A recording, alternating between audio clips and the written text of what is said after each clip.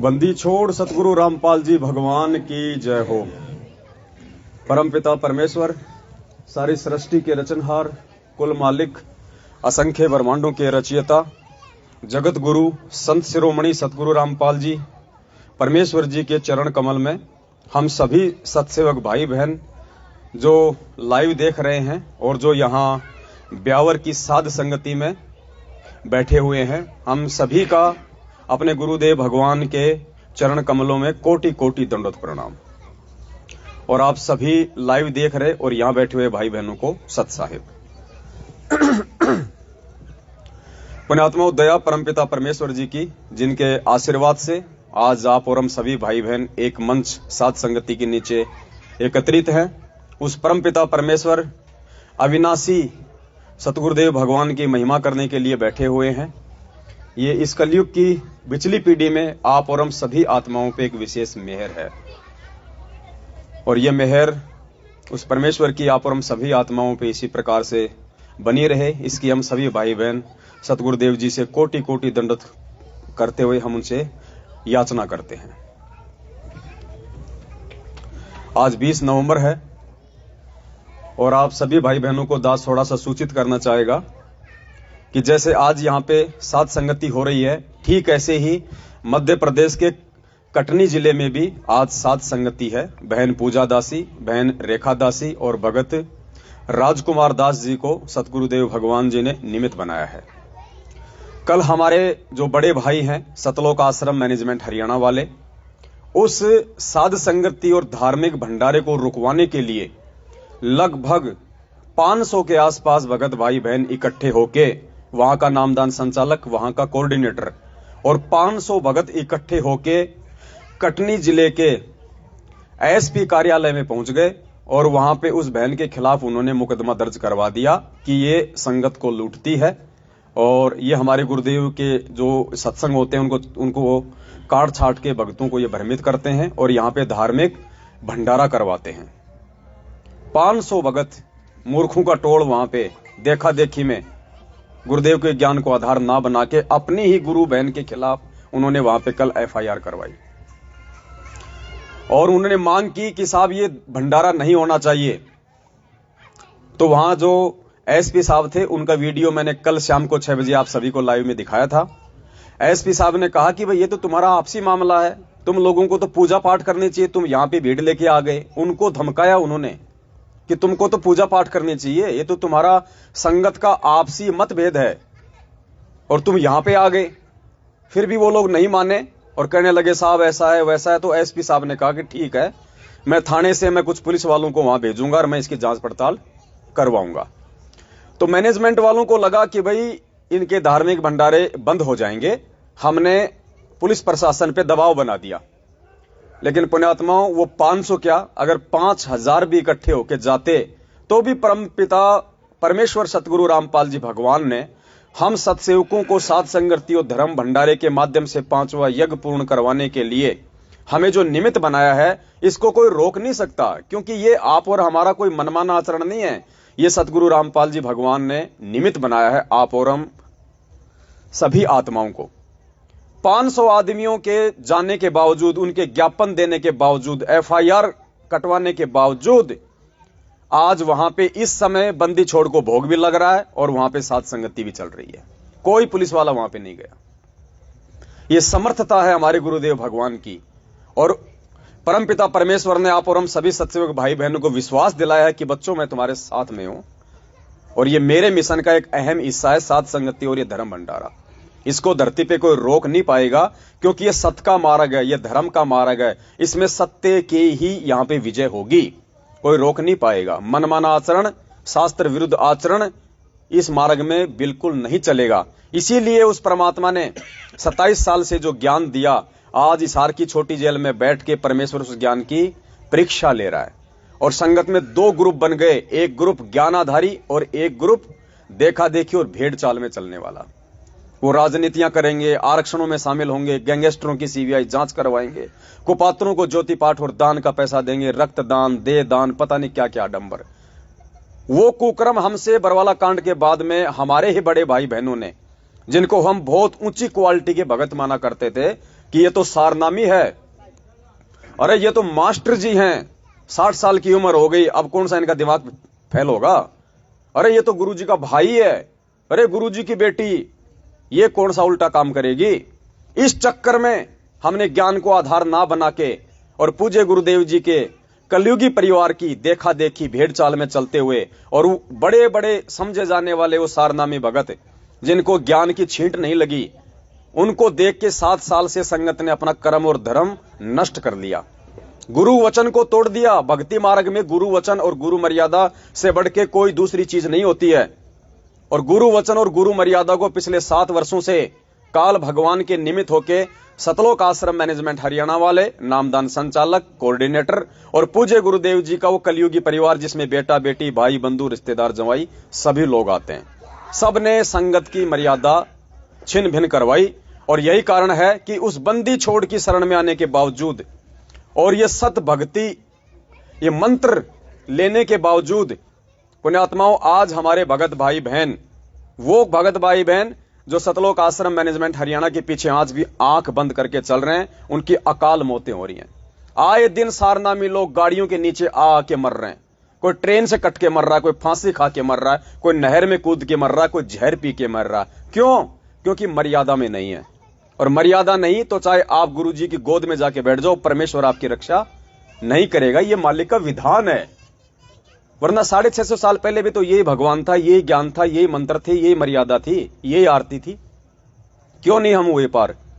क्योंकि हम मर्यादा में नहीं रह पाए, क्योंकि हमारे को उस समय ये अक्षर ज्ञान नहीं था, शिक्षा नहीं थी, इसलिए हम हर किसी की बातों में आ जाया करते थे और हमने अपने गुरुदेव की जो बातें थी उनको हमने सेकंड कर दिया।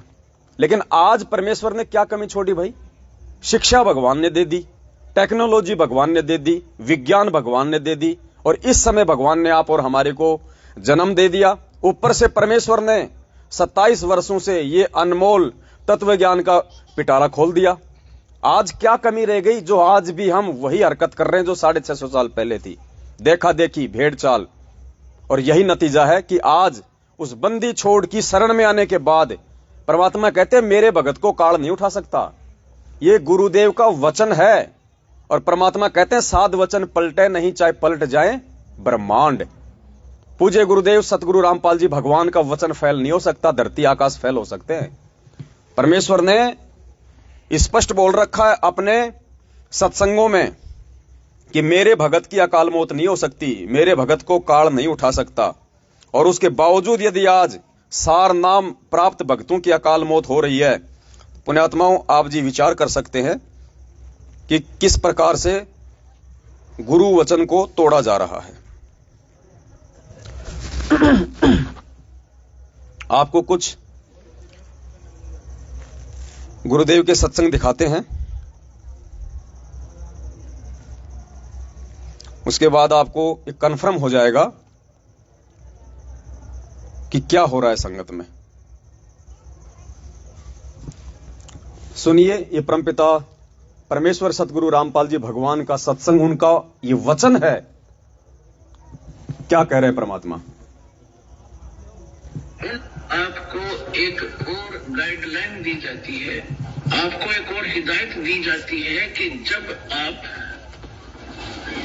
गुरु जी के पास जाते हो, प्रणाम करते हो, इस समझ लेना पुण्यात्माओं, परमात्मा की वाणी है कि गुरु गोविंद कर जानियो और रहियो आज्ञा माई, मिले तो दंडवत बंदगी नहीं पल ध्यान लगाए।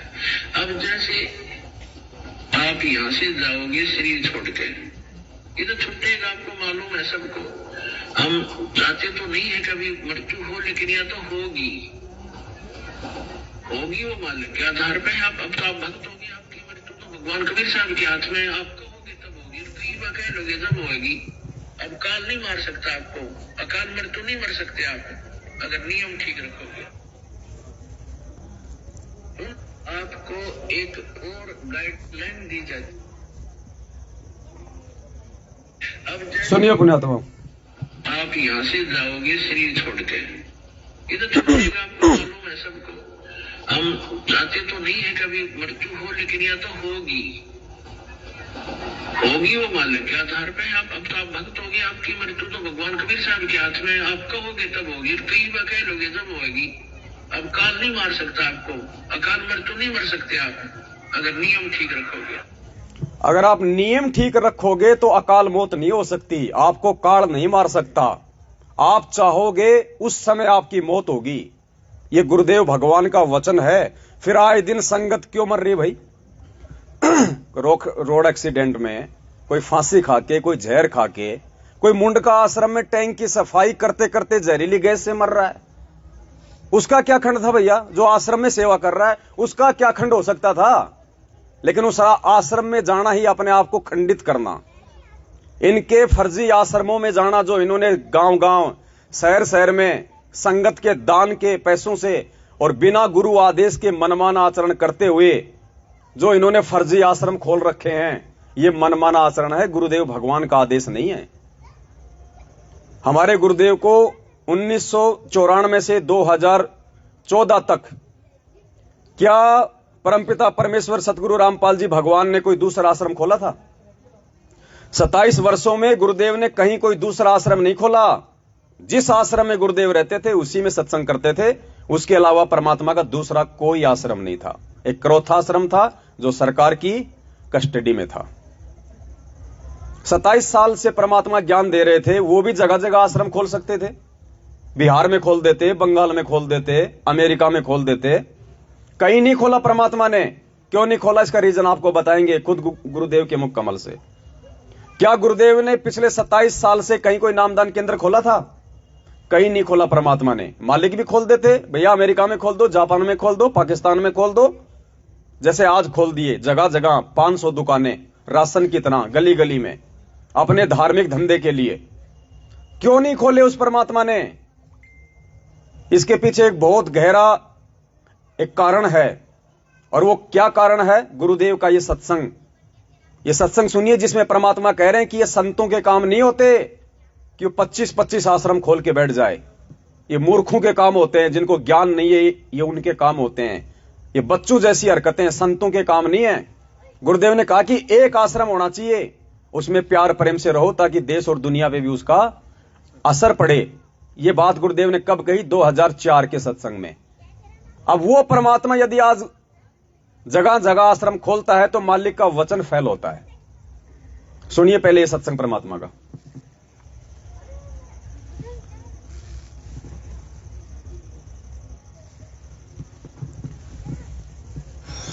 कबीर साहब कहते हैं, राज्य तजना सहज है, सहज त्रिया काने, मान बढ़ाई ईर्षा, दुर्लभ तजना ये। और ये नहीं तजी तो इतना मुक्त नहीं हो सकता करोड़ जन्म भी। प्रभु की प्रेरणा पाकर राज्य भी छोड़ सकता है, अपने प्रिय से प्रिय पत्नी को भी त्याग सकता है। फिर ये राग और द्वेष, मान बढ़ाई, ये नहीं छोड़ सकता। जब तक ये नहीं छूटेगी तब तक प्रभु नहीं मिल सकता। मान बढ़ाई से है दूर, आज के है सदा हजूर। हमने तो दास और कुत्ता बनकर रहना पड़ेगा प्रभु का। हमारी के प्रभुता? 2 दिन के मेहमान है, कल शरीर छूट जाए अपना है? या बच्चों की तरह संत लड़ रहे हैं एक ही शहर में और 25-25 आश्रम। एक ही शहर में 25-25 आश्रम बने हुए हैं एक ही पंथ के। तो बच्चों जैसी लड़ाई इनकी। तो ये संत काहे को एक आश्रम बनावे, उसमें प्यार से रहे और फिर आम आदमी पर अच्छा व्यवहार, उसका असर पड़े कि साधु ऐसे होते हैं। अब ये हमारे अंदर ही ऐसे राग द्वेष भरे पड़े हैं, तुम समाज को क्या दे सकते हैं? इस प्रकार हमने इन बातों को पुनः विचार करना पड़ेगा और तभी हम प्रभु को पा सकते हैं। ये बच्चों वाली लड़ाई संत नहीं किया करते, ये हमने त्यागनी होगी, तभी हम प्रभु पा सकते हैं। अब बताओ पुण्यात्माओं, आज ये बच्चों वाली लड़ाई स्वयं वो परमात्मा कैसे कर सकता है, कैसे अपने बच्चों से करवा सकता है? जब परमेश्वर ने 2004 में नकली संतों के विषय में स्पष्ट कह दिया कि ये तो बच्चों वाली लड़ाई है, एक ही शहर में एक एक पंथ के 25-25 आश्रम। गुरुदेव ने कहा कि एक आश्रम बनाओ, प्यार प्रेम से रहो ताकि देश और दुनिया पे उसका असर पड़े। तो बताओ वो परमात्मा आज कैसे जगह जगह ये आश्रम खुलवा देगा? अगर खुलवा रहा है तो सोचो फिर भगवान का वचन फेल हो रहा है, और भगवान का वचन फेल हो नहीं सकता। इसका मतलब यह मनमाना आचरण चल रहा है। गुरुदेव को भगवान ना मान के, अपने जैसा आम मानुष मान के और उनकी पीठ पीछे संगत के दान पे यह धार्मिक व्यापार किया जा रहा है। आप लोगों ने सोचना पड़ेगा, भाई बहनों को समझाना पड़ेगा। जैसे हमारे गुरुदेव भगवान ने गांव गांव में जाके लोगों को इस तत्व ज्ञान से परिचित किया, गांव गांव जाके लोगों की गालियां खाई, लोगों से गुंडा और बुंडा कहलवाया, लेकिन परमेश्वर ने अपने बच्चों तक ज्ञान पहुंचाने के लिए कितना संघर्ष किया। आज हमारी जिम्मेदारी बनती है, जिस अज्ञान और पाखंड के लिए भगवान ने संघर्ष किया, आज उन्हीं की संगत में और उन्हीं के परिवार वाले समझे जाने वाले लोग आज संगत में अज्ञान और पाखंड फैला रहे हैं। तो पुण्यात्माओं, आप और हमारी जिम्मेदारी बनती है उन भाई बहनों को समझाने की, प्यार से, प्रेम के साथ। अब गुरुदेव ने आश्रम खोलने के आदेश किसी को क्यों नहीं दिए? इसके पीछे दूसरा सबसे बड़ा रीजन क्या है? गुरुदेव ने एक सत्संग में कहा था कि पुण्यात्माओं, आने वाले समय में पूरी पृथ्वी पे यह ज्ञान होगा, यह भगवान होगा, और ये नकली संतों के जितने भी आश्रम है ये हमारे ही काम आएंगे। कहा था परमात्मा ने, सुनाएंगे सत्संग आपको। तो हम क्यों बना रहे हैं भाई? हम क्यों संगत के दान का पैसा फालतू में इन पत्थरों में लगा रहे हैं? अब इन्होंने कुरुक्षेत्र में बना दिया, 5 एकड़ में आश्रम बना दिया। कुरुक्षेत्र में 5 एकड़ में मार्बल टाइल लगा लगा के उसको ताजमहल बना दिया, और मूर्ख भक्तों से क्या प्रचारित करवा रहे हैं कि गुरुजी सीधे कुरुक्षेत्र आश्रम में आएंगे। और मूर्खों का टोल, जो पढ़े लिखे कहते हैं अपने आप को सोशल मीडिया सेवादार, पढ़े लिखे, उन वीडियो को आगे शेयर करते हैं। गुरुजी कुरुक्षेत्र आश्रम में आएंगे, वहां पे पाठ शुरू कर दिए, ज्योतियां शुरू कर दी, मूर्ख संगत का वहां आना जाना शुरू। अपने पूज्य गुरुदेव 2014 में कहां रहा करते थे? बरवाला आश्रम में।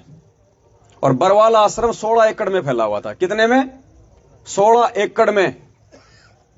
और 16 एकड़ भी वहां पे थोड़ा पड़ रहा था। संगत को बाहर टेंट लगा के खेतों में बैठाया जाता था। 16 एकड़ जमीन भी कम पड़ रही थी। और अब जब गुरुदेव आएंगे तो पुण्यात्माओं, अब की बार तो हाथी से बाहर निकलेगा। देश का प्रधानमंत्री, ये नोट कर लेना पुण्यात्माओं, ये फाइनल है अब की बार, ये ब्रेकर बार बार नहीं आएंगे। देश के शीर्ष नेता हिसार जेल में जाके गुरुदेव के पैर पकड़ के लेके आएंगे। वो भयंकर और विनाशकारी समय आने वाला है। दुनिया ने भगवान को जेल में बैठाया, सजा भोगनी पड़ेगी। आज आप किसी मंत्री, प्रधानमंत्री का 5 मिनट का समय बर्बाद कर दो, आपको बर्खास्त करवा देगा। और इस भगवान का 7 साल का समय बर्बाद कर दिया। कितनी बड़ी सजा के हकदार है ये दुनिया वाले। देखना आने वाले समय में जो तांडव मचेगा इस धरती पे, वरना संत रामपाल जी को कोई भगवान मानने वाला नहीं है। ऐसे भगवान नहीं मानेंगे लोग उन्हें। भगवान मानना होता तो आज जेल में नहीं बैठाते उनको। वो समय आएगा, अपने बचाव का किसी को कोई रास्ता नजर नहीं आएगा, और ये भगवान दिखाई देगा कि ये है वो परमात्मा, ये है वो भगवान, एकमात्र अपनी बचाव का रीजन। और देश का प्रधानमंत्री पैर पकड़ के ले गएगा हिसार जेल से। जैसे द्वापर युग में पांडवों का यज्ञ सफल नहीं हुआ था, सभी साधु महात्मा, 33 करोड़ देवी देवता, श्री कृष्ण जी ने भी भोजन पा लिया था, दुर्वासा ने भी भोजन पा लिया था, 88,000 ऋषि, 12,000 ब्राह्मण, 56 करोड़ यादव, सबने भोजन कर लिया, उनका शंख नहीं बजा। उसके बाद में 5 पांडव, श्री कृष्ण जी नंगे पैर कहां गए थे? सुपर सुदर्शन, जहां पे खुद वो बंदी छोड़ बैठा हुआ था अपने भगत के रूप में, उस परमेश्वर के पैर पकड़ के लेके आए थे अपना यज्ञ सफल करवाने के लिए। वो स्थिति होगी आने वाले समय में, जब दुनिया मानेगी कि हां, हिसार जेल में जो बैठा हुआ वो कौन है। लेकिन उससे पहले विनाश अपना वो तांडव मचाएगा कि कितनी जनसंख्या यहां से जाएगी इसका आइडिया नहीं है। और उस विनाशकारी समय में भगत भी अछूते नहीं रहेंगे, और उन भक्तों का भी बक्कल उतरेगा जो आज अपने गुरु वचन और गुरु मर्यादा को तोड़ रहे हैं, राजनीतियां कर रहे हैं, आरक्षणबाजियों में शामिल हो रहे हैं। कुपात्रों को 11-11 लाख रुपए का चंदा दिया जाता है। देखे होंगे ना अपने वीडियो, जाट आरक्षण में हरियाणा के भक्तों के दान का सतलोक आश्रम मैनेजमेंट हरियाणा के द्वारा जाट समितियों को 11-11 लाख रुपया चंदा। गुरुदेव ने कहा कभी, गुरुदेव ने कहा कि भिखारी को भी पैसा नहीं देना, तो आपके दान का दुरुपयोग हो रहा है।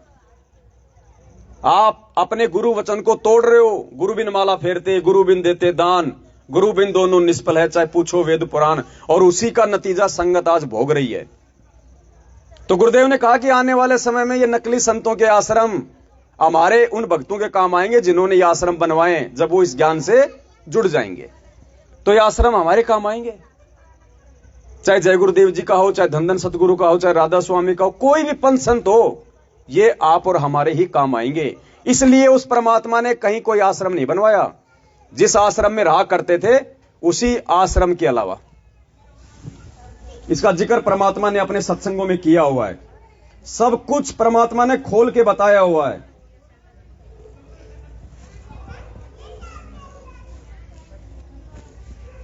एक अंधे भजनी की कहानी सुनाई गुरुदेव ने, उसके माध्यम से देखो परमात्मा ने कितना बड़ा संकेत किया है।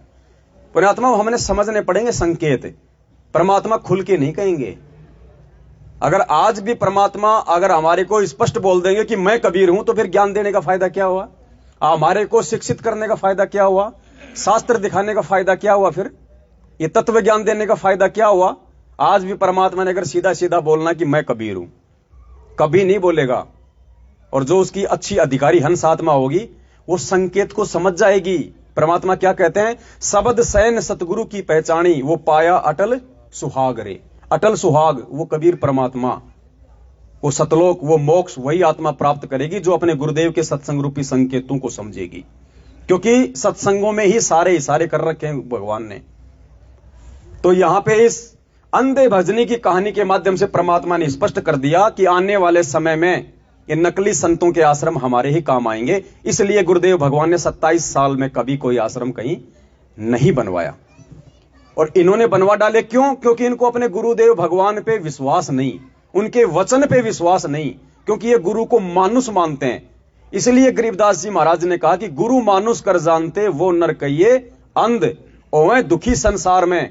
आज दुखी हो रहे, गुरुदेव का भाई, गुरुदेव का बेटा, गुरुदेव का जवाई संगत के दान पे हराम के टूक तोड़ रहे हैं, हरियाणा प्रशासन के आगे भगोड़े बन के घूम रहे हैं। इससे बड़ी और दुर्गति क्या होगी? संत रामपाल जी का भगत होके भगोड़ा बन के घूम रहा है, इससे बड़ी दुर्गति और क्या होगी?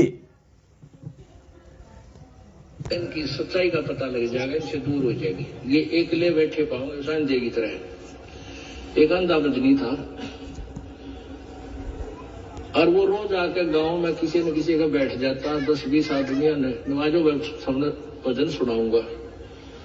अब उन्होंने सोचा भाई यू सूरदास तीसरे दिन आ बैठे हैं, यू पीछा छोड़ा नहीं ना, सोन दे और फसल का काम है। तो उसको गांव की बड़ी में ले गए। अब सूरदास यहाँ तो आदमी आओगे, जहाँ ज्यादा आदमी आओगे बाहर के व्यक्ति, और यहाँ जगह थोड़ी है गांव के मैदान में, आपको चलो बाहर बड़ी में करना है अपना बजट। थोड़ा उधर भी दिखा। चलो फिर तो बहुत अच्छी बात। वहां जाकर खड़ा कर दिया। एक रास्ता था, यही पे खड़े खड़े दिखा। उस रास्ते के ऊपर एक मैदान से खड़ा कर दिया अंधा, और 2-4 उसके साथ चले गए। उसने जो शब्द 5-4 भजन का इतने, हाँ क्या बात कही, हाँ क्या। फिर ने बोले हम नहीं बोलेंगे, तेरी बात में ज्ञान गणाएगा, तू एकला लगा रही है। अका अच्छी बात। अब दिन हो गए, 2 घंटे बोलते नहीं, वो गाने गावे। इतने में एक रास्ते चलता आदमी आ गया कोई रात में। वो कहने लगा रहे गाने वाले, ओ गाने वाले भाई मैंने उस गांव में जाना, रास्ता बता। तो अंधा बोला रे निकम में यो देश बैठा है, यहाँ पे कितने आदमी बैठे, इतना मैं पाया रास्ता पूछने। वो बोला तेरा फूफा बैठा है, कोई भी कोई ना, एकला भांडा खड़ा खड़ा। अरे कोई यहाँ पर कोई नहीं है, तू आप पर बांडन लाग रहा खड़ा खड़ा, कोई नहीं तेरे साथ। तो उसके समझ में रहा तेरा गजब हुई, तो धोखा हो गया भाई। तो इनके साथ ऐसा होगा, नकली संतों ऋषियों मंडलेश्वरों के साथ ये एकले बंडा करेंगे अपने पूरा बैठ के न इन आश्रमों में, कमरे में। और वो दिन आएगा कि आश्रम ये भाग जाएंगे छोड़ के किता है, और वो आश्रम इन भक्ताएं का काम आएंगे जो पुण्यात्मा जी ने वो बनाया है। सच्चाई सच्चे ज्ञान से परिचित होकर ये तत्व ज्ञान उन्हीं आश्रमों में वे आप पर प्रचार करवाया करेंगे। अब वो उनका लगाया हुआ पैसा वहां पर इतना अब सदुपयोग हो सकेगा ना, तो भाड़ में झोंक दिया कति पाप में क्या कर दिया, जो आश्रम बनवा दिए नकली संतों के, नकली दवाई, नकली हॉस्पिटल, और मरवादी जनता यानी आत्माओं का विनाश करवा दिया। वो दान किया हुआ भी पाप में सहयोगी हुआ उनका। अब कुछ दिनों में ये पता चलेगा, तुम देखना, ये रोया करेंगे पुण्यात्मा अपने गए हुए जीवन को। तो ऐसे धर्मदास जी समर्पित थे। और बताओ पुण्यात्माओं, क्या कमी छोड़ दी परमात्मा ने संकेत करने में? हम कोई जानवर थोड़ी हैं, हम कोई जानवर थोड़ी हैं जो हमारी ये बातें हमारी समझ में नहीं आएंगी। जब कह दिया गुरुदेव भगवान ने कि आने वाले समय में ये आश्रम हमारे ही काम आएंगे, उन्हीं पुण्य आत्माओं के काम आएंगे जिन्होंने बनवाए हैं। जब ये सत्ज्ञान उनको हो जाएगा, तो सत्ज्ञान तो धरती पे एक ही है, हमारे गुरुदेव भगवान का। और सत्ज्ञान हो जाएगा तो फिर वो भगत बन जाएगा, और भगत अपने थोड़े रखेगा आश्रम, वो भगवान को सुपुर्द कर देगा। तो फिर क्यों आज संगत का दान जो है लाखों करोड़ों रुपया, ये जगह जगह फर्जी आश्रम बनवाए जा रहे हैं। और 5 एकड़ में गुरुजी आएंगे, कुरुक्षेत्र वाले 5 एकड़ में गुरुजी आएंगे। अरे 16 एकड़ था बरवाला आश्रम, 5 एकड़ में तो लैट्रिन बाथरूम बने हुए थे, और वहां 5 एकड़ में अब आएंगे गुरुजी, जब पूरी दुनिया आने वाली है। ऐसे मूर्ख बनाया जाता है संगत को।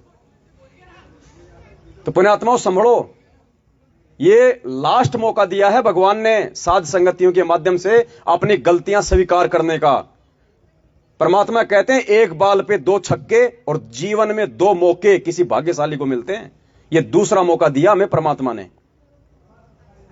अब भी यदि हम गलतियां करेंगे और मनमाने आचरण में उनका सहयोग देंगे। अब गुरुदेव ने हमें गीता पढ़ाई, हम केवल सुन लेते हैं, विचार नहीं करते। अरे परमात्मा कोई जगत वालों के लिए नहीं कह रहे, आप और हमारे को संदेश दे रहे, पहले हम समझें। मालिक ने क्या कहा कि शास्त्र विधि को त्याग के जो मनमाना आचरण किया जाता है उसको ना सिद्धि होती है, ना गति होती है, ना कोई मोक्ष होता है, ना कोई लाभ होता है। बोला ना, शास्त्र विधि को त्याग के, यानी जो शास्त्रों में लिखा हुआ है उसके विपरीत यदि आप कोई भक्ति क्रिया करोगे तो आपको कुछ लाभ नहीं होगा। अरे इसको हमने अपने आध्यात्मिक जीवन में एप्लीकेबल करने के लिए कहा था गुरुजी ने, खाली इस कान से सुन के निकालने के लिए नहीं। अब शास्त्र विधि क्या है? एक भगत के लिए सबसे बड़ा शास्त्र क्या होता है? उसके गुरु का सत्संग, उसके गुरु के द्वारा लिखी गई पुस्तक सबसे बड़ा शास्त्र होता है। क्योंकि शास्त्रों का केवल एक ही मकसद है, हम आप और हमारे लिए, वरना ना वेदों का हमारे जीवन में कोई मकसद है, ना गीता जी का, ना ने किसी शास्त्र का। अगर इन शास्त्रों का हमारे जीवन में कोई महत्व है तो केवल एक महत्व है कि हम इन शास्त्रों से सतगुरु की पहचान कर लें कि असली गुरु कौन है, असली सतगुरु कौन होता है। और वो पहचान स्वयं सतगुरु रामपाल जी भगवान ने आके आप और हमें गीता जी पढ़ा के, वेद पढ़ा के अपनी पहचान करवा दी कि गीता जी अध्याय नंबर 15 श्लोक नंबर 104 में उल्टे लटके हुए संसार रूपी वृक्ष के जो सारे पत्ते कौन है, पेड़ क्या है, टहनियां क्या है, जो एक एक चीज को बता देगा, वो है तत्वदर्शी। तो गुरुदेव ने इन शास्त्रों से हमें जो दिखाना था, जो समझाना था, वो समझा दिया कि बेटा अपने गुरु की पहचान कर ले कि धरती पे तत्वदर्शी संत कौन है। और एक बार जब तुझे यह पहचान हो जाए कि सतगुरु रामपाल जी भगवान ही वो तत्वदर्शी संत है, पूर्ण परमात्मा है, सच्चा सतगुरु है, उसके बाद पुण्यात्माओं इन शास्त्रों को एक बोरे में डाल के सह सम्मान कहीं रख दो। इनका फिर आप और हमारे जीवन में कोई औचित्य नहीं है, कोई महत्व नहीं है। उसके बाद जब आपको यह कन्फर्म हो जाए कि मेरा गुरु ही भगवान है, मेरा गुरु ही सच्चा सतगुरु है, उसके बाद आपके गुरु जी के मुख कमल से निकला एक एक शब्द आपके लिए असली शास्त्र है। गुरु वचन आपके लिए सबसे बड़ा असली शास्त्र है, वेद नहीं। परमात्मा ने कहा कि ये वेद तो आपके चित्त को ये भंग करेंगे, ये भ्रमित करेंगे आपको। हर चीज का परमेश्वर ने सबूत दिया हुआ है। थोड़ा थोड़ा मैं आपको दिखाता चलूंगा साथ साथ। परमात्मा कहते हैं चारों वेद चित्त भंगी रे। चित्त भंगी यानी इस मन को डिस्टर्ब करने वाले हैं चारों वेद।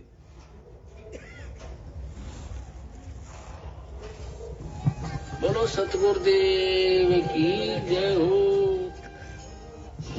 दृष्टि पड़े सो धोखा रे, खंड पिंड ब्रह्मंड चलेंगे, ये थिर ना रसी लोकारे, थिर ना रसी लोकारे। रजगुण सच्चाई पुण्यात्माओं, एक बार ये रजाई वगैरह दी जा रही हैं भगत भाई बहनों को।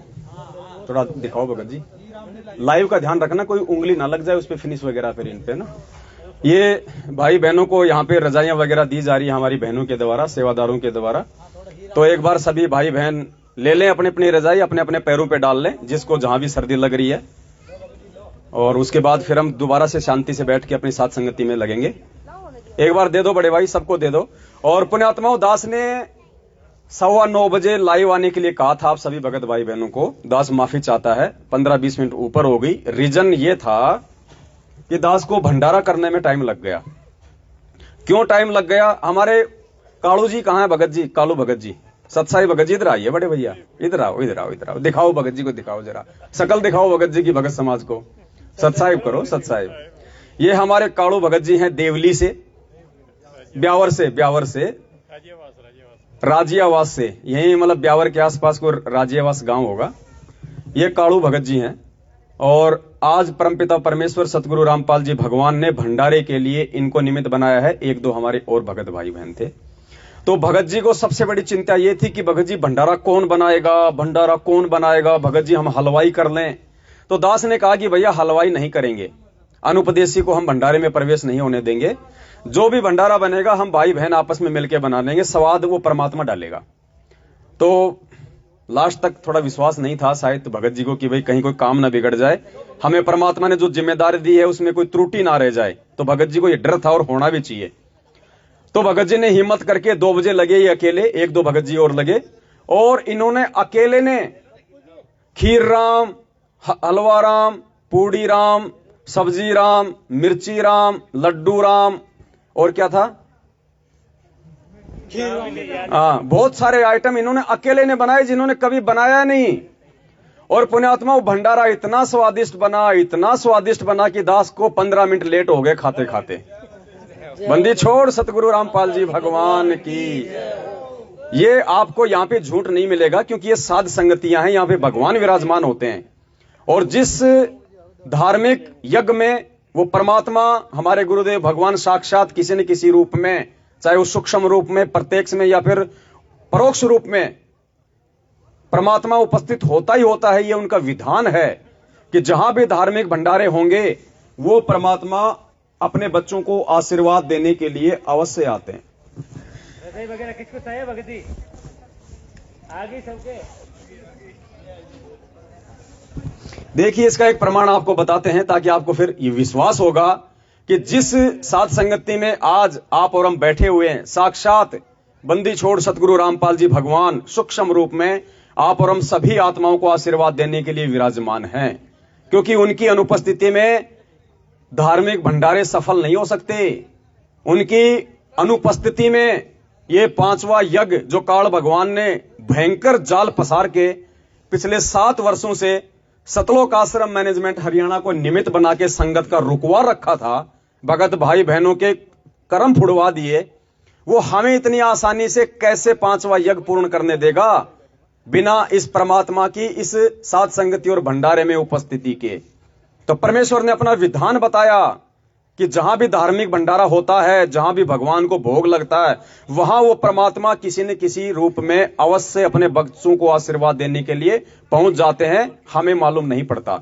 सुनिए, थोड़ा शांति रखना भगत जी, साथ संगति चल रही है परमात्मा की। बिल्कुल जिसने जो सेवा करनी है चुपचाप करे। हमें परमेश्वर ने एक संकेतों की भाषा भी हमारे को समझाई है। कोई नहीं, दास बाद में देख लेगा भी, ठीक है, फिलहाल 3 घंटे तक तो दिक्कत नहीं है। तो सुनिए परमपिता परमेश्वर जी का यह अनमोल सत्संग कि वो परमात्मा जहां भी धार्मिक अनुष्ठान यथार्थ भक्ति मार्ग जहां प्रचार किया जाता है, कहते वो चलकर वहां शीघ्र बिजली जैसी गति से उस स्थान पर परमात्मा पहुंच जाते हैं और वहां पर विद्यमान रहते हैं। लेकिन हम नहीं देख सकते उस परमात्मा को, वो साकार होते हुए भी हमारी आंखों से ओझल होता है, क्योंकि उसको देखने के लिए हमें दिव्य दृष्टि की आवश्यकता होती है। पुण्यात्माओं, ये परमात्मा का विधान है। और जन की महिमा सुनो ताम गवन करनते, वो तो नगर अमान है जहाँ मेरे प्यारे संत, चैन अमन, कि वहां तो वो नगर सुख से बसेगा जहाँ मेरे प्यारे संत हैं, भक्त हैं और जिन्होंने उपदेश ले रखा है सत्य। अपने आत्माओं परमात्मा कहते हैं जा जन की महिमा करूं वहां मैं गमन करंत, वो तो नगर अमान है जहां मेरे प्यारे, यानी जहां मेरे भगत होंगे, मेरे संत होंगे, वो पूरा का पूरा जो नगर है उसको भी मैं खुशहाल कर देता हूं। कोई आपत्ति आनी हो उस नगर पे, उस शहर पे, तो परमात्मा टाल देता है। क्यों? क्योंकि वहां मेरे भी सच्चे भगत रहते हैं। लेकिन सच्चे भगत होने चाहिए। खुद गुरुदेव के भगत आज अकाल मौत मर रहे हैं। 12-12 भगत एक साथ एक्सीडेंट में मर रहे हैं। 12-12 भगत सड़क दुर्घटना में मर रहे हैं। उनकी जो गर्दन है वो धड़ से अलग हो रही है एक्सीडेंट में। कौन? महाराष्ट्र के लातूर जिले से 2 बसें भर के, आपने सुना होगा, इसार की तारीखों पे जा रहे थे। नागौर में जो कुचामन है वहां पे एक्सीडेंट हुआ, 12 भगत ऑन द स्पॉट मरे। अरे जब भगवान के खुद के भगत मर रहे हैं तो क्या उम्मीद करेंगे हम? लेकिन ये परमात्मा की वचन है, ये फैल नहीं हो सकता। परमात्मा कहते हैं जहां मेरे प्यारे संत, और प्यारा संत कौन होता है परमात्मा का? जो गुरु मर्यादा में चलता है, गुरु वचन में चलता है, सत्संग को गुरु का असली आदेश मान के चलता है। गुरु का असली आदेश है गुरु का सत्संग। पुण्यात्माओं, ये जो पीले पर्चे निकाल निकाल के संगत को जो काल भगवान के मुंह में भेजा जा रहा है ना, ये षड्यंत्र है काल भगवान का। अरे एक बात बताइए, हमें गुरुदेव भगवान ने 27 साल से 3-3 घंटे के सत्संग दे दिए, लाखों की संख्या में। आज हमें उन पीले पर्चों के हिसाब से चलना चाहिए या गुरुदेव के किए गए सत्संगों के आधार से चलना चाहिए? उस पीले पर्चे में लिखी गई बातें ना तो सत्संगों से मेल खाती, ना गुरुजी के वचनों से मेल खाती, तो हम किस चीज को मानेंगे? हमारा आधार क्या है भक्ति का? सत्संग। क्या कहा परमात्मा ने नित्य नियम के विषय में? हमारी आंखें खुल जानी चाहिए पुण्यात्माओं। गुरु का असली आदेश क्या है? हम कोई मनोरंजन के लिए नहीं पढ़ते ये नित्य नियम। क्या बताया? गुरु का असली आदेश क्या है?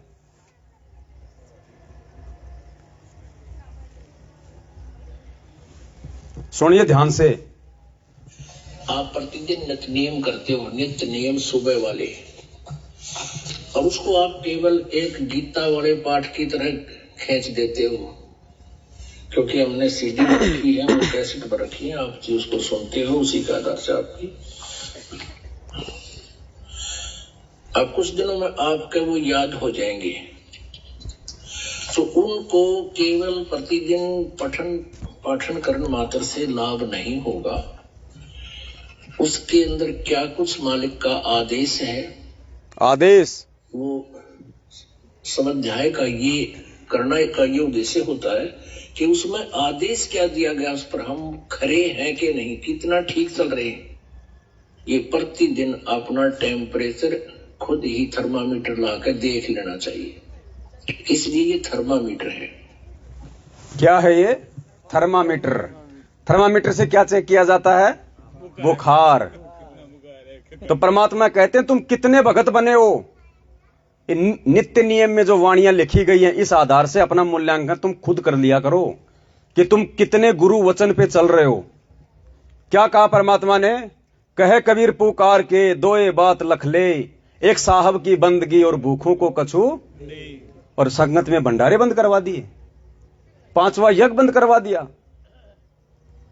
परमेश्वर कहते हैं, आपने सुना होगा सत्संग में कि जो दूध देने वाली गाय या भैंस होती है उसको स्पेशल आहार खिलाया जाता है, और जो दूध नहीं देती उसको स्पेशल आहार। फिर परमात्मा ने बताया कि जो आम व्यक्ति होता है उसको भोजन कराने से लाभ नहीं होता जितना कि एक भगत को भोजन करवाने से होता है। यह विधान है परमात्मा का। क्या कहा गुरुदेव ने सत्संगों में कि एक योगी को ब्राह्मण, कि एक योगी को तुम भोजन कराओ और दूसरी तरफ 1000 ब्राह्मण बैठे हो, बराबर है।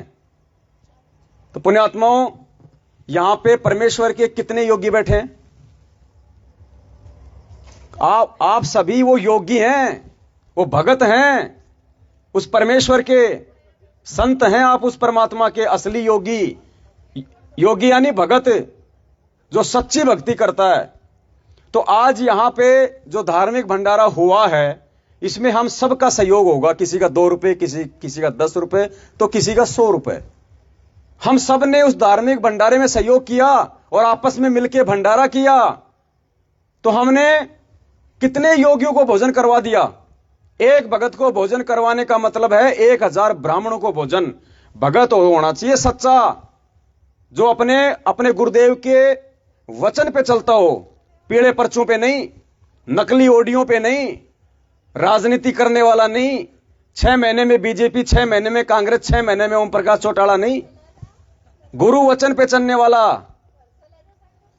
अरे हमें सतलोक जाना है, तुम हरियाणा के जाटों को 5% आरक्षण दिलाने के लिए तुम उनके धरनों पे बैठे हो। आनंदपाल सिंह जैसे गैंगस्टर की सीबीआई जांच के समर्थन में तुम अजमेर में रैलियां निकाल रहे हो, 5-5 लाख रुपया तुम उनको चंदा दे रहे हो।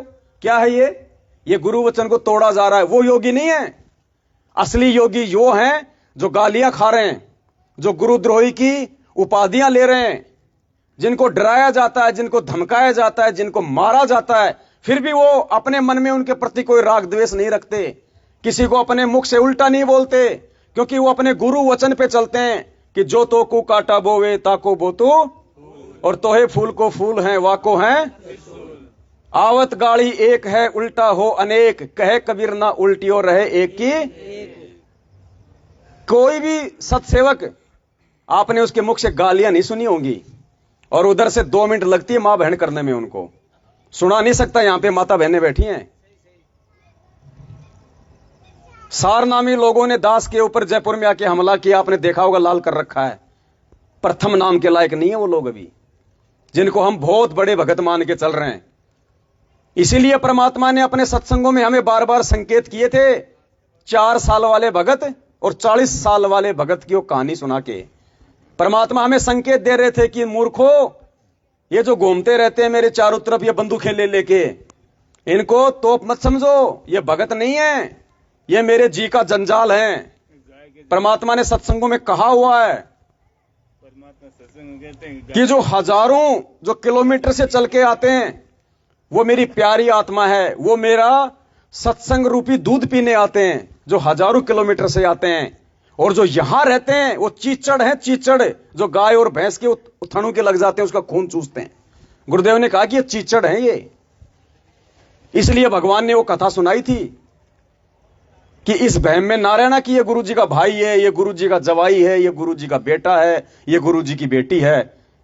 जिंदगी में सतलोक नहीं जाओगे, सतलोक जाओगे अपने गुरु के वचन पे खरा उतर के, आजीवन मर्यादाओं में रह के। और हमसे क्या करवा दिया गया? मर्यादाओं का खंडन, गुरु वचन हमारे से तुड़वा दिया गया, काल के मुंह में फंसा दिया गया। अब देखिए परमेश्वर ने क्या आदेश दिए और हम क्या कर रहे हैं।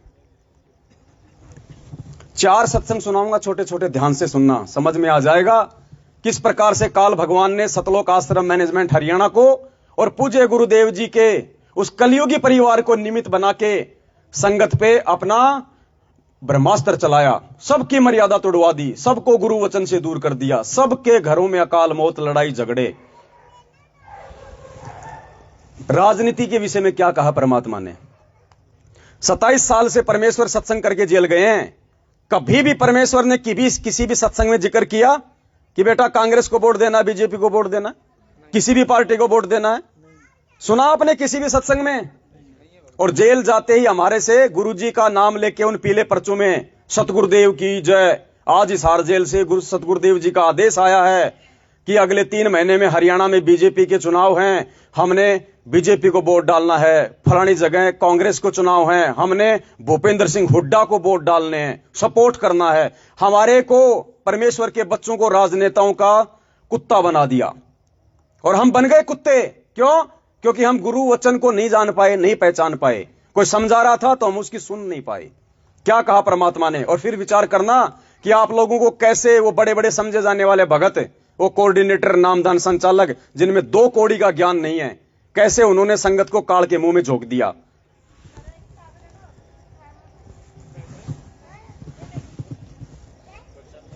हमारा किसी से विरोध नहीं है, हम ना किसी राजनीति को इच्छा रखते हैं, किसी राजनीतिक व्यक्ति से, ना राजनीति में हमारा हिस्सा है। हम एक धार्मिक संस्था चला रहे हैं और पूरे विश्व में जाएगा, इसको कोई रोक नहीं सकता।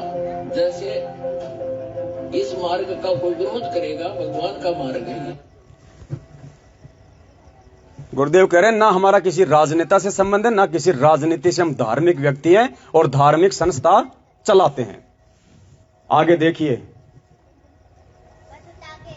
तो ये कच्चा काम नहीं करते बंदी छोड़, तो इन्होंने 250 वर्ष इंतजार करनी पड़ी कि कोई इस बात को समझ कर और नीयत से, इसमें छल कपट नहीं चलता, इसमें पॉलिटिक्स राजनीति को बंदी छोड़ पसंद कभी नहीं करता। ये हमने आजमा कर देख रखी। अगर मैं भी कसूर करूंगा तो मेरा वो दोनों बात से अपनी छतरी अपनी छाया हटा लेगा ऊपर तक, और भाई ने वाह बात से घर तो बाहर लकड़ते पाला पड़े सही कर्म का जाडा लगेगा, सर्दी लगेगी। इसी प्रकार सतगुरु अपनी छत्र छाया में अपने बच्चे ने छत्ती का लाकर आखिर स्पष्ट कर दिया परमात्मा ने कि बंदी छोड़ राजनीति, और मालिक ने अंग्रेजी और बोल दी पॉलिटिक्स। कोई यह समझे कि राजनीति कोई और चीज होगी। राजनीति यानी पॉलिटिक्स को बंदी छोड़ कति पसंद नहीं करते। और गुरुदेव ने यहां तक विधान बता दिया कि मैं भी अगर गलती करूंगा तो मेरे सिर से भी परमात्मा अपना हाथ हटा लेगा।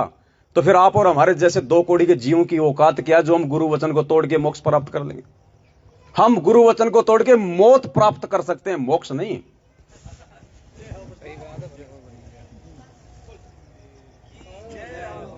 छोड़ सतगुरु रामपाल जी भगवान की जय हो। और बात तेरा काम ना आवे। और बात कौन सी है? और बात है, ये आप देख रहे हो कि इलेक्शनों के चक्कर में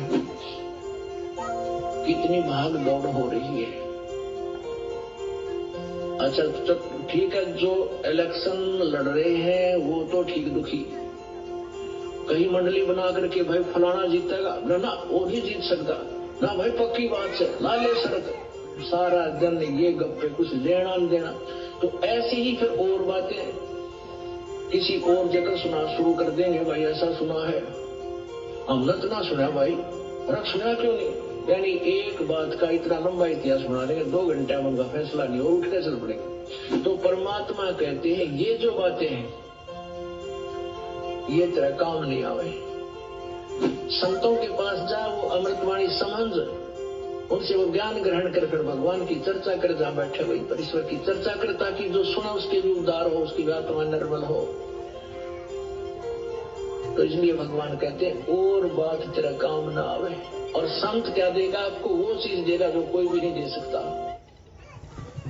और बात तेरे काम न आवे, स्पष्ट कर दिया परमात्मा ने, राजनीति का जिक्र करके, नेताओं का, चुनाव का जिक्र करके।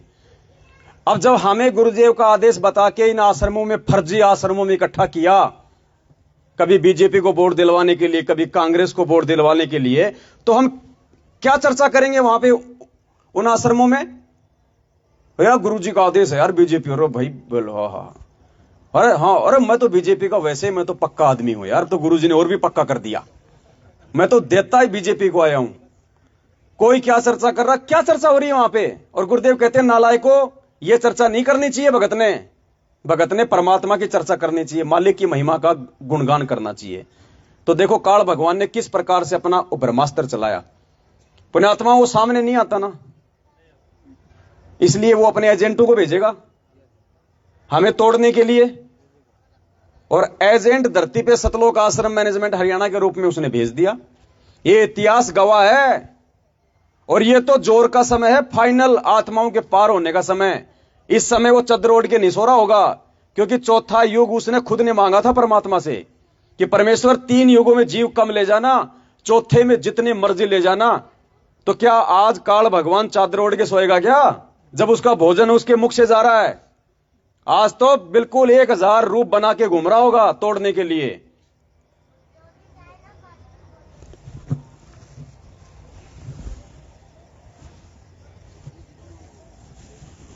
एक नहीं पुण्यात्माओं, कितने संकेत किए उस परमात्मा ने।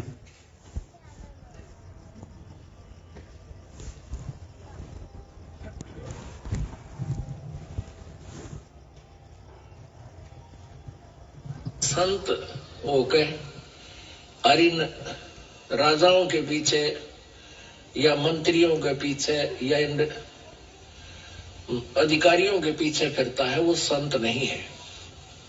और वो तो 3 चीज के लिए राज दरबारों में जाता है। एक तो मान बढ़ाई, लोग ने कहेंगे भाई ये तो मंत्री के यहाँ जाता है, मंत्री का खास आदमी है। और फिर जाते वहां उन्हें प्रसाद मिठाई मिला, कोई बूरा, पहले बूरा भी आया करते घी में अच्छी गच, और फिर चलते समय दक्षिणा देते। आम आदमी तो 1 रुपया देवे, वो राजा देवस मेरे ख्याल 1000 रुपये दे दिए। तो क्या बताते हैं कि कभी क्या कह रहे हैं परमात्मा? संत भगत होकर जो इन राजनेताओं के और मंत्रियों के पीछे दौड़ता है वो भगत नहीं है। दौड़ा दिया आप लोगों को।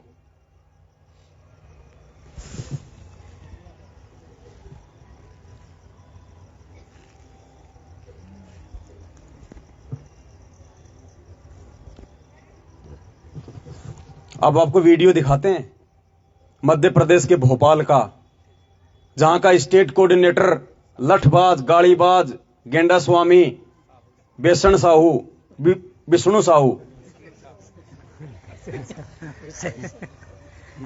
विष्णु साहू, जिन्होंने दास को लट्ठू से मारा था, आपने देखा होगा। भोपाल में चुनाव थे और वहां पे जो कांग्रेस का जो प्रत्याशी था दिग्विजय सिंह, उसको जिताने के लिए उसके समर्थन में, और एपी सिंह वकील को भी बुला लिया। पुण्यात्मा भी सारे के सारे ये पैसों के टट्टू हैं। ये वकील, इनको गुरुदेव से, इनके मुकदमों से कोई लेना देना नहीं है। इन वकीलों को, इनको पैसों से मतलब है। आप लोगों के सामने उसको झूठा भगत बन के खड़ा करा दिया, उसके हाथ में 1.5 फुट का पाइप देके गुरुदेव के ऊंची आवाज में जयकारे लगवा दिए। मूर्ख संगत ने सोच लिया ये गुरुजी को बाहर निकलवाएगा, और उस वकील के आड़ में आप लोगों से अरबों खरबों लूट लिए मैनेजमेंट ने। अरबों खरबों जमानत के नाम पे, वकील के नाम पे, वकालत के नाम पे ऐसे लूटा है काल भगवान ने आपको। और फिर वो आपके उस दान का दुरुपयोग करवाया गया। और दान के दुरुपयोग होगा, कुपात्र को दान दोगे तो क्या होगा? वो मिलेगा जो आज मिल रहा है संगत को, अकाल मौत। भगत जी पॉइंट ध्यान रखना, मैं भूल जाऊंगा फिर। आप वो द्रौपदी ध्यान रखना, ठीक है? मैं पूछूं तो बता देना। कई बार दिमाग में निकल जाती है ना, पॉइंट बहुत सारे आते रहते हैं मालिक की प्रेरणा से। तो देखिए भोपाल का दिग्विजय सिंह को बुला लिया गया, भक्तों की भीड़ इकट्ठी कर ली गई। एपी सिंह को बुला लिया गया संगत को मूर्ख बनाने के लिए। और देखिए क्या कहा जा रहा है पुण्यात्मा, हमारे को शर्म आ जानी चाहिए। वो एपी सिंह वकील कह रहा है कि वो बोला दिग्विजय सिंह को, संत रामपाल जी के इतने भगत हैं भोपाल में, मुझे तो पता ही नहीं। तो एपी सिंह कह रहा है कि ये तो मैन भगत हैं, ये तो आपके पोलिंग एजेंट बनेंगे। पोलिंग एजेंट, चमचे।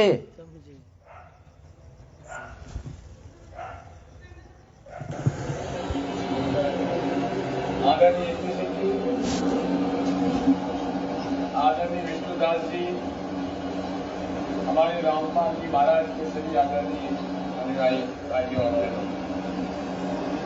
सबसे पहले तो माफी चाहता हूं देर से आया, लेकिन आप जानते हैं नेताओं के सुबह टाइम पर निकलते हैं तो धीरे धीरे धीरे धीरे विलंब होते चले जाता है। हर आदमी चाहता है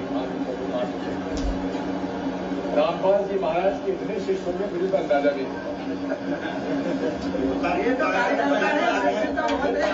आपके पोलिंग पे एजेंट है, ये पोलिंग एजेंट रहते हैं कि 1 रुपया नहीं चाहिए, हमें कुछ भी नहीं चाहिए, हमारी बात सब संसद में रख देना, लगाएंगे सब पैसा हम लगाएंगे।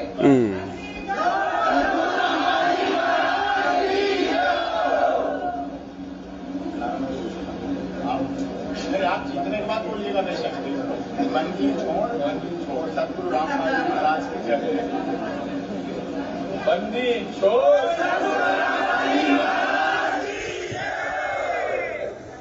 अब बताओ, इस 2 कौड़ी के नेता ने पूछ के कि क्या जयकारा लगाना है, वो एपी सिंह कह रहा है कि जीतने के बाद लगा देना।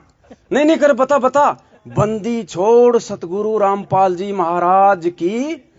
अब ये 2 कौड़ी का नेता जिसकी भक्ति और भगवान से कोई लेना देना नहीं है, ये देखो संगत की मूर्खता की हद है ये। वो कह रहा बंदी छोड़, इतने में तो चिल्ला दिए सारे के सारे। यह है मूर्खता, भेड़चाल, देखा देखी, जिसके चलते 650 साल पहले हम लोग ठोकर खा चुके हैं। क्या आज भी हम वही हरकत करेंगे? उस भगवान को आज भी हम नाराज करेंगे? अरे 650 साल पहले भगवान को हमने दुखी करके भेजा था, क्या आज भी भेजना है?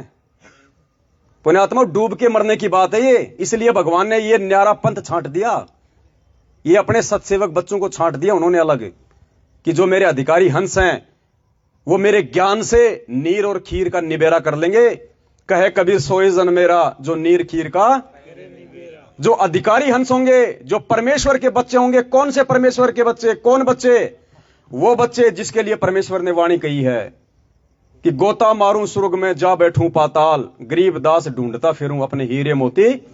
ये हीरे मोती लाल हैं आप और हम सब, जो परमेश्वर ने छांटने शुरू कर दिए उस गंदगी में से, उस लाखों की भीड़ में से।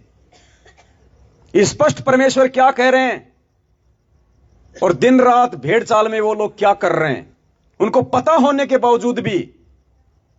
अच्छा भगत जी, अब मैं द्रौपदी का जिक्र करूंगा, आगे आप जी जाट आरक्षण ध्यान रखना।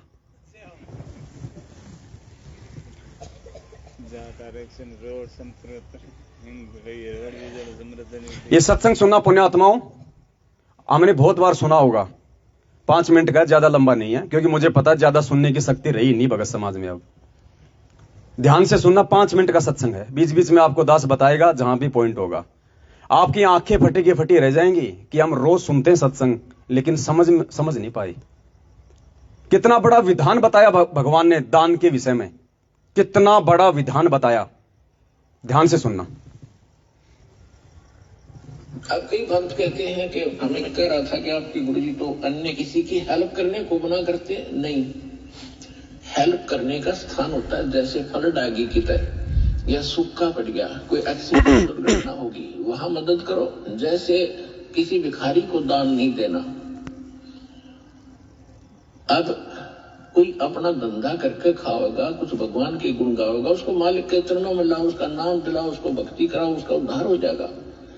तो भिखारी को दान देना या किसी अन्य संत को दान देना नहीं चाहिए। उनको क्या दे सकते हो? खाना खिला सकते हो, कोई वस्त्र सिलाकर पहना सकते हो, अगर आप उसकी मदद करना चाहते हो। उसको कैश ना देना, कैश ना देना, क्योंकि वो साधु संत नहीं है, वो भिखारी बकवादी व्यक्ति है। अगर सारे भिखारी हो जाए फिर कमावे कौन गा? एक व्यक्ति ने एक भिखारी को 100 रुपये दे दिए। अब ये क्या करते हैं? सारी बकवाद करते हैं, शराब ये पीवे, मांस ये खावे, क्यों फ्री का मिल रहा है। और फिर सबके गधे बनेंगे, किसी कुत्ते बनेंगे, वो संस्कार और बढ़ेगा, वो वापस देना पड़ेगा। कोई वैसे थोड़ा किसी ने ले लिया वो देना नहीं। कहते तुमने उस दरगाह का मैल नहीं देखा, ये भी लगा लो, राज के तिल तिल का लिखा। चार्जर लगा के वो भी लगा लो चार्जर। 100 रुपये दे दिए। पहले वो उसको निकाल ले, कौवा पीता था, निकाल शराब का। उस दिन अच्छा दाव लग गया, उसने आधा पिया। अब शराब पी कर रोज पत्नी ने कुटा, बच्चों ने कुटा, पिटाई करता था, वो दुखी थे। उस दिन आधा पी लिया, ज्यादा दिमाग खराब हो गया उसका। परिवार की पिटाई करती, उसकी पत्नी उसको सारे बच्चों को लेकर कुएं में घर का भर गया। आपके 100 रुपये के दान ने एक परिवार गाड़ दिया। वो बैटरी में लगा दो, आपको भी पाप लग गया, क्योंकि आप उसके भागी बने। तो क्या फायदा दिया दान? चार्जर लगा के जाओ। गुरु बिन माला फेर के, पहले ये लगाओ, चार्जर लगाओ, इसको हटाओ, हाँ जो डेड हो जाएगा। नहीं फिर उसको है ना, जो अब ध्यान से सुनना, बैटरी नहीं है, पावर बैंक वो लगाओ, वो लगा के बैटरी पावर बैंक जाता हूँ। नहीं पहले ये 9 इंच बाई 3 फुट 4 फुट एक छोटे सी टुकड़ा अपनी साड़ी से पाड़ कर। वैसे उसको दान करने में सारी साड़ी उसकी खराब हो गई थी, लेकिन महात्मा को केवल इतना साइज मिला था। थोड़ा सा ध्यान से सुनना, 10 सेकंड पीछे करूंगा। परमात्मा ने यहां पे द्रौपदी का जिक्र किया कि द्रौपदी ने एक अंधे महात्मा को, और अंधा महात्मा कौन था? खुद वो कबीर परमात्मा। और कहा कि द्रौपदी ने अंधे महात्मा को वो 9 इंच बाई 4 फुट एक साड़ी का टुकड़ा दिया। और गुरुदेव ने क्या कहा कि वैसे तो द्रौपदी ने वो दान करने में सारी साड़ी ही फाड़ दी, लेकिन अंधे महात्मा को कितना हाथ लगा? 9 इंच 9 इंच यानी वो 4 फुट का बताया परमात्मा ने। पूरी साड़ी फाड़ फाड़ के उसने उस परमात्मा को ही दान करनी चाहिए थी, उस परमात्मा के लिए ही उसने पानी में बहाई थी। लेकिन परमात्मा को हाथ कितनी लगी? मात्र 9 इंच। उसी के प्रतिफल में परमात्मा ने आगे चल के उसका चीर बढ़ाया था। एक बार ध्यान से सुनो, फिर बताएंगे क्या रहस्य। 100 रुपये के दान ने एक परिवार उजाड़ दिया। आपको भी पाप लग गया क्योंकि आप उसके भागी बने, तो क्या फायदा दिया उस दान ने? गुरु बिन माला फेरते, गुरु बिन देते दान, गुरु बिन दोनों निष्फल है, जय पूछो वेद पुराण। अब जैसे द्रौपदी ने एक अंधे महात्मा को एक कपड़ा दिया था 9 इंच बाई 3 फुट 4 फुट, एक छोटी सी टुकड़ा अपनी साड़ी से पाड़ कर। वैसे उसको दान करने में सारी साड़ी उसकी खराब हो गई थी, लेकिन महात्मा को केवल एक इतना साइज मिला था। और वो स्वयं परमात्मा थे, क्योंकि ये अपनी आत्मा के साथ फिरते हैं और पहले आने वाले किसी संकट से बचाने के लिए पहले लीला करते हैं। भले उन्होंने नाम नहीं ले रखा था, फिर भी दान जो सुपात्र को दे दिया जाता है, वो अच्छे साधु संत को, उसका भी फल मिलता है। लेकिन मोक्ष नहीं हो सकता उससे। तो छोटे मोटे संकट निवारण भी परम संत से होते हैं। वो परमात्मा स्वयं ही लीला करता है संत की। इसलिए साधु संतों की आज तक महिमा बनी रही। वो स्वयं कर जाता था 2-4 जगह, और फिर सब कितना टोक मिले जाते जो लाल कपड़े पहन के फिरते थे, ताकि ये साधु एक जैसे ही होंगे, क्योंकि वो भी साधु भी तो उसी की आत्मा है, भगवान की। तो उनके लिए तड़प रहे, लेकिन रास्ता मिल नहीं रहा, बताते हैं तो वो मान नहीं रहे, तो बच्चे हैं उसके। तो सभी के लिए परमात्मा समदृष्टि है, सभी का लाभ, सबके दुखों से बचाने की चेष्टा करता है। क्या संकेत किया परमात्मा ने इस सत्संग में कि उस अंधे महात्मा को द्रौपदी ने पूरी साड़ी फाड़ के दे दी थी, लेकिन महात्मा के हाथ कितना लगा? 1 टुकड़ा। और उस 1 टुकड़े के प्रतिफल में ही परमात्मा ने उसका चीर बढ़ाया। महात्मा को हाथ लगना ये संकेत है। दान उसने साड़ी कर दी थी, लेकिन महात्मा को जो हाथ लगा वही दान में गिना गया, बाकी साड़ी को दान में नहीं गिना गया। आज आपके गुरुदेव, मेरे गुरुदेव भगवान हिसार जेल में बैठे हैं। आपका दान ज्योति पाठ का पैसा किसके हाथ में जा रहा है? किसके हाथ में जा रहा भाई? कुपात्रों के हाथ में। ये सुपात्र नहीं है। दान लेने का अधिकारी केवल पृथ्वी पे सतगुरु है, सुपात्र। इसीलिए तो संगत महादुखी है, इसीलिए तो हर घर में लड़ाई झगड़े हैं, अकाल मौत मर रहे हैं, क्योंकि गुरु वचन को तोड़ा जा रहा है। सतलोक आश्रम बरवाला से हमारे कितने भाई बहन नाम उपदेशी हैं यहां? जरा दिखाना, दिखाइए भगत जी। सतलोक आश्रम बरवाला से आप इतने भगत भाई बहन नाम उपदेशी हैं। जब हम पूज्य गुरुदेव जी के दर्शनार्थ जाया करते थे, तो ज्योति और पाठ के पैसे हम वहां पे किसको दिया करते थे? गुरुदेव भगवान को। और मोटे मोटे अक्षरों में वहां पे लिखा भी हुआ था कि ज्योति और पाठ का पैसा दर्शनों के समय गुरुदेव के हाथ में ही, क्योंकि यह विधान है परमात्मा का। दान यदि आप सतगुरु के हाथों में नहीं दोगे, आपका दान सफल नहीं होगा। इसलिए परमात्मा ज्योति और पाठ का पैसा अपने हाथों में लिया करते थे, ताकि इन आत्माओं को इन पैसों का लाभ मिल सके। आज गुरुदेव जेल में बैठे हैं, किसको दे रहे हो भाई पैसा? विधान तोड़ रहे हो। अरे भगवान ने तो रिहर्सल करके दिखाई थी, भगवान ने वो प्रैक्टिकल करके दिखाया, और उसके बावजूद भी हमारी बुद्धि नहीं खुल रही। लाइट बंद करो। और गुरुदेव ने क्या कहा? पुण्यात्माओं, ध्यान रखना भगत जी चाट आरक्षण, क्योंकि उससे पहले और आ गई ना एक प्रेरणा। दबा के रखो भगत जी, कंसेप्ट से कंसेप्ट जुड़ा हुआ है। ये अध्यात्म है, तत्व ज्ञान है भगत जी। सारे भेद दे रखे बंदी छोड़ने। दान के विषय में क्या बताया परमात्मा ने? 10वें अंश के विषय में। पुण्यात्माओं, आंखें खुल जानी चाहिए। जींद सत्संग नंबर 24 सुन लेना कभी ध्यान से। क्या कह रहे हैं परमात्मा? 10वें अंश के विषय में क्या कह रहे हैं बंदी छोड़? गुरु बिन माला फेरते, गुरु बिन देते दान, गुरु बिन दोनों निष्फल है चाहे पूछो वेद पुराण। फिर परमात्मा कह रहे हैं कि 10वें अंश का पैसा अपने गुरुदेव के हाथों में देना चाहिए, और गुरुदेव के हाथ में देने से पहले भी ये देख लेना चाहिए कि उस पैसे का आपका गुरुदेव क्या यूज करेगा, कहीं उसको बर्बाद तो नहीं कर रहा। यानी गुरुदेव अपने लिए विधान बता रहे कि मुझे, यानी अपने गुरु भगवान को भी पैसा देने से पहले ये देख लेना चाहिए कि उस पैसे का गुरु भी सदुपयोग करेगा या नहीं करेगा।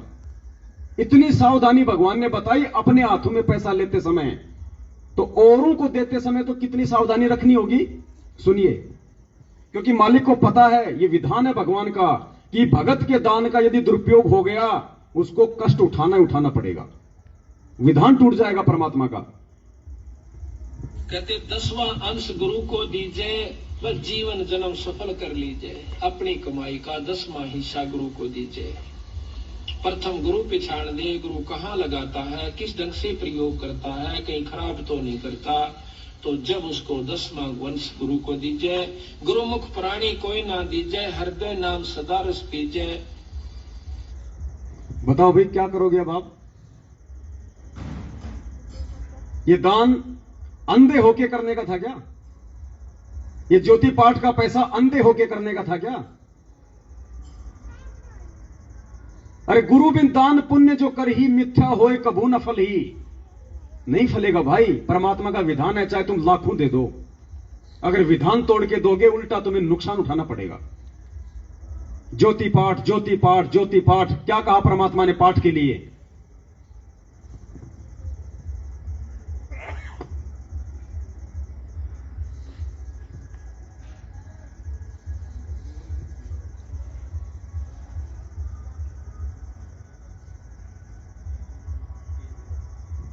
क्या कह रहे परमात्मा कि पाठ करवाने से पहले अपने गुरुदेव से आदेश लेना चाहिए। कौन गया हिसार जेल में आदेश लेने कि गुरुजी मैं इन फर्जी आश्रमों में इन कुपात्रों को पाठ करवा रहा हूं? कौन गया? नहीं गए ना, गुरु वचन तोड़ दिया ना। क्या कह रहे हैं परमात्मा? पाठ करवाने से पहले अपने गुरु से आदेश लेना चाहिए। गुरु बिन दान पुण्य जो कर ही मिथ्या हो वह कभू ना फर ही। बिना गुरु के जो दान करते हैं मिथ्या जावे, वो कभी नहीं फलेगा।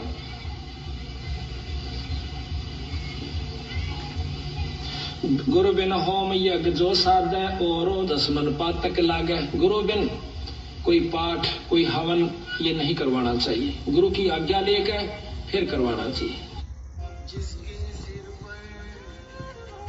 बताओ भाई, गुरुजी बोल रहे हैं, पवनदास थोड़ी बोल रहा है। इसलिए मना करते कि पवनदास की वीडियो मत देखो, नाम खंड हो जाएगा। क्योंकि पवनदास के वीडियो को देख लेगा तो फिर इनका धंधा बंद हो जाएगा। अब कौन पाठ करवाएगा इनको? कौन दान देगा इनको? और फिर आपके दान का क्या किया जा रहा है? आपके वो कर्म फोड़ने के लिए जाट आरक्षण, रोडवेज से वो हड़ताल में कौन तुम हरियाणा में रोडवेज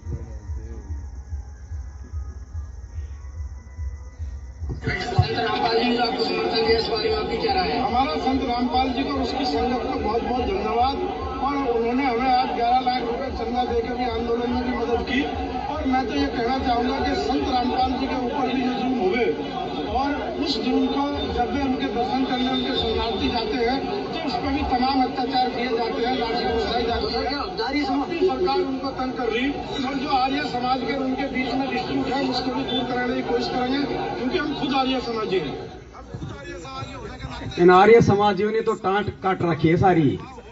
करोथा कांड इन आर्य समाजियों की तो देन है, और उन्हीं आर्य समाजियों को आपके दान का 11-11 लाख रुपए जाट आरक्षण में दिया जा रहा है, आपके कर्म फोड़ने के लिए। यह है काल की सूक्ष्म चाल।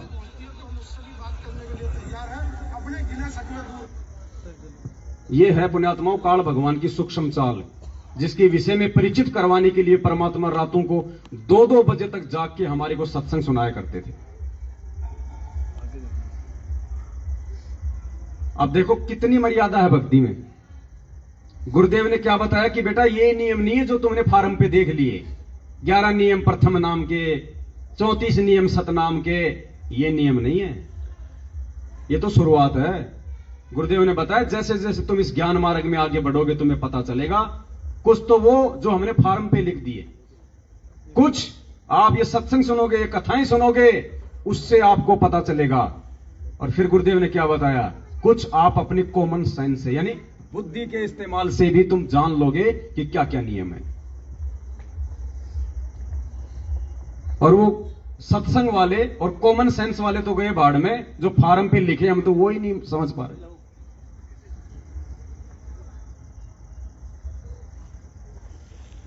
तो हमने फाउल नहीं होना। फाउल पॉइंट अब धीरे धीरे आपके समझ में आ जाएंगे, कुछ कथाओं के माध्यम से और कुछ इस फार्म के ऊपर जो लिखे होते हैं इसमें भी हमने कुछ लिखे हैं। कुछ आप वैसे कॉमन सेंस से भी समझ जाओगे कि ऐसे ऐसे होता है। हम तो फार्म वाले ढंग से नहीं निभा पा रहे, तो सोचो इस भक्ति मार्ग में हम कौन सी सीढ़ी पे हैं अभी, और उम्मीद कर रहे हैं हम सतलोक जाने की। परमात्मा ने एक सत्संग में एक वाणी बताई थी,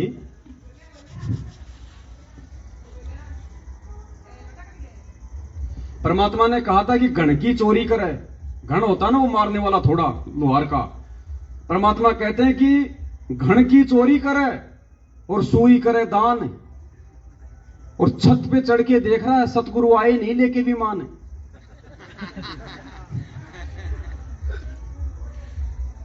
तो भाई सतगुरु विमान कहां से लाएगा जब हम मर्यादाओं में नहीं है, हम गुरु वचन पे नहीं चल रहे। हम नित्य नियम सुबह बस खाली एक रूटीन बना लिया, लगा दो, उसके बाद अपने काम में लग जाओ। वाणियां गई भाड़ में, कब खत्म हो गया पता ही नहीं, कब रमेणी चल रही, सुबह 6 बजे रमेणी चल रही, आधी हो, और रमेणी आधी हो गई, बंद कर। एक भगत भाई था,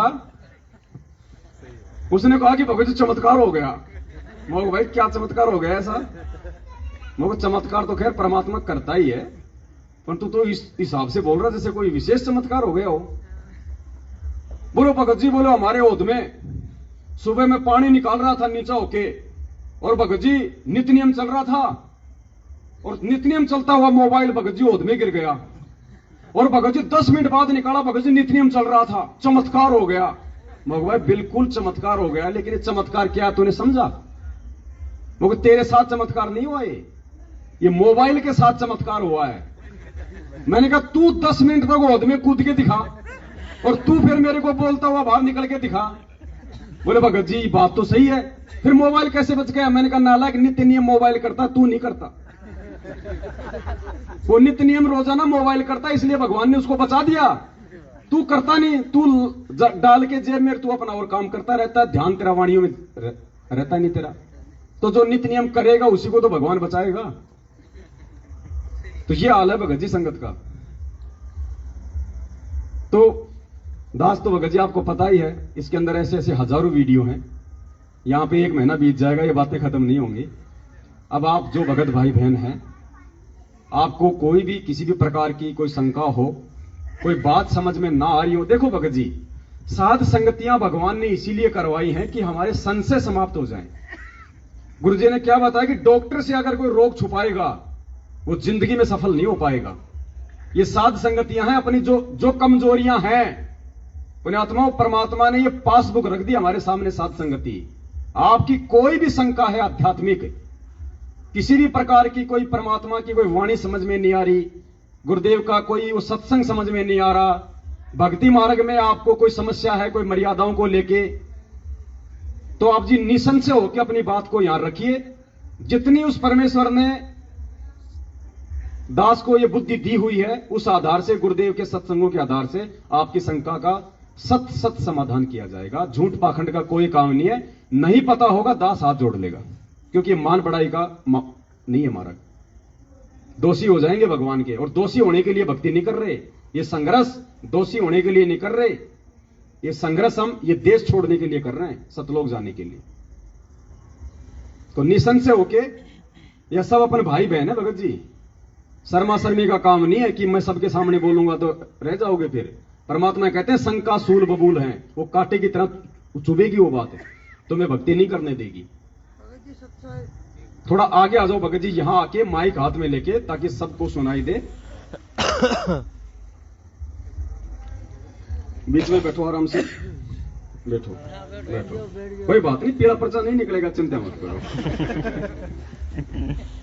भगत जी हमारे किराना की दुकान है, तो भगत जी ने बोला भी आप नारियल और अगरबत्ती नहीं बेच सकते। तो ये हमारा क्या कि शंका थी, जो मैंने कहा भाई भगत जी से पूछ ही ले, भाई किराना की दुकान पे नारियल या अगरबत्ती बेच सकते हैं या नहीं बेच सकते। बीड़ी गुटखा का तो हम हाथ भी नहीं लगाते हैं और नहीं बेचते हैं। बाहर लिखा हुआ है या बीड़ी सिगरेट में गुटखा नहीं मिलता है, परमात्मा का आश्रम है। लेकिन भगत जी हमारी ये शंका है कि अगरबत्ती नारियल बेचना मतलब परमात्मा के खिलाफ है या।